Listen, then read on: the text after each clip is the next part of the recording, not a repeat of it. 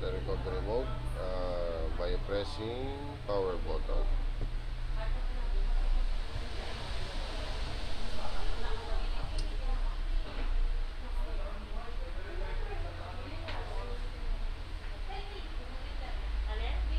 Then install software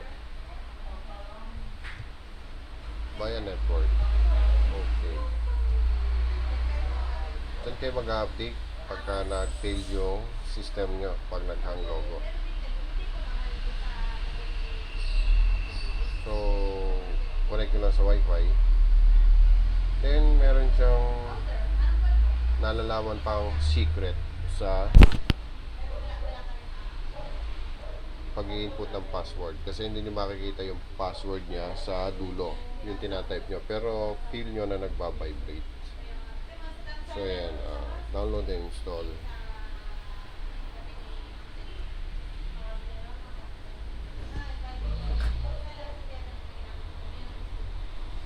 So, ayan. Ayan. Ayan. Ito, pag pumindot ako ng isa, hindi nyo makikita sa screen. Pero make sure na tama yung tinatype nyo. Okay? Pag tama yung tinatype nyo, i-enter nyo lang. Alam mo, for example, yan. Pag naka-apat na siguro, saka lang lalabas yung natin. Kasi sobra sa screen. Yung ano, para siguro trick yan para hindi medyo malito yung magre-recovery mode via wifi. So, isa yan sa mga secret siguro nila. Kaya ganun. I'm not sure. Pero yun ang napapansin ko dito sa screen. Okay? So, 1, 2, 3. So, isa pa. 1, 2, 3. So, pangatlong letters sa kanya makikita. 4, 5, 6. Pansin nyo? So, yan. Medyo lap sa screen yung ano. Pero make sure na tama yung in-enter yung password. Okay? So, yan. Enter via recovery mode. Wi-Fi. Connect nyo lang. So, yan. Okay. Let's start. Right guys, due to update Vivo y15. So experience ko dito sa Vivo y15, hang logo siya due to update Android 11. So nag-hang logo na. Then nung una ayaw niyang mag connect sa wifi sa recovery mode via update. Ngayon pinaka-reset ko sa MRT. So, na-clear data. Then, tinaray ko ulit na connect sa Wi-Fi sa recovery mode para mag-update. So, yun, nag-connect naman sa Wi-Fi. So, nagtataka lang ako. So, yun ang mga naging experience ko dito sa Vivo Y15. So, hanap ako ng firmware. So, no lock ang nangyari.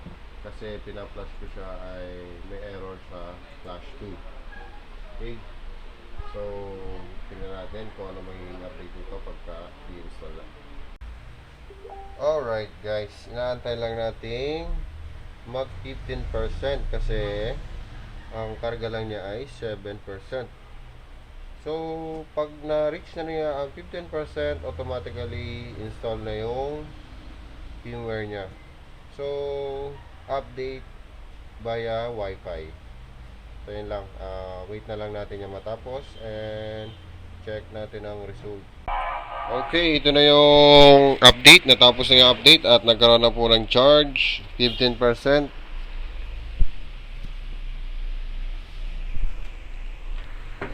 Hintayin natin matapos at sana mag-success para may good news naman kay customer. Okay,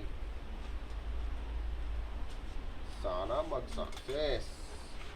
So, itong cellphone na to, ilang araw din? Almost 2 weeks na inabot sa akin itong cellphone na to. So, buti marunong magantay si customer para magawa kanya cellphone.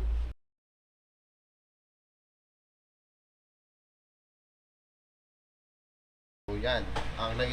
Ayan po ang nagiging resulta pag ina-update at napuputol ang update.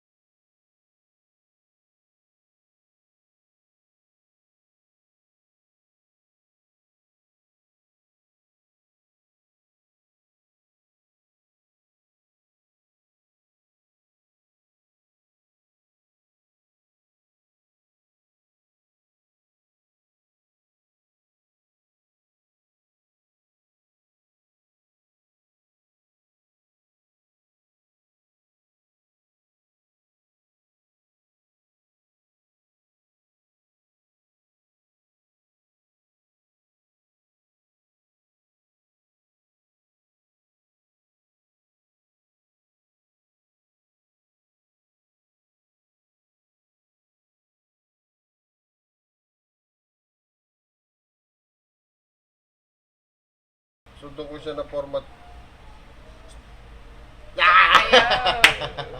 Sinasabi ko sa iyo. O, di ba? Success! Ay, salamat po. Ganyan po kami kasaya pag nakakagawa ng cellphone. So, yun. Ang FRP naman. Alright. Skip. Skip daw. So, ano bang... Oy, walang Google account. Alright.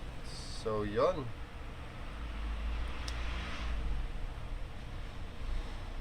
Buti naman, walang Google account. So, yan. Inabot ng 1 linggo to dito sa amin, sa shop. At nakahanap naman ng solusyon. Alright. I'm sure.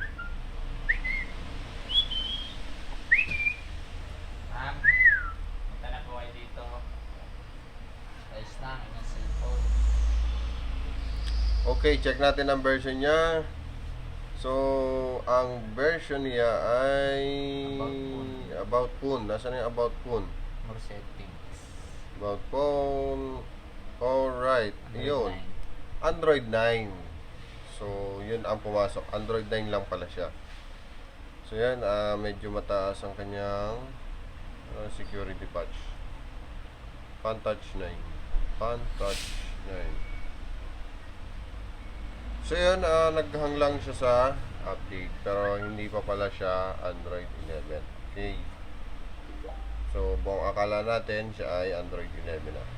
Vivo 1901. So, ganun lang pong gawin nyo. Pwede naman siya update sa Wi-Fi. Kaya lang full storage. Kailangan nyo gamitin ng technique para mag-clear. Okay? So, yun po. Sana meron kayong natutunan sa aking tips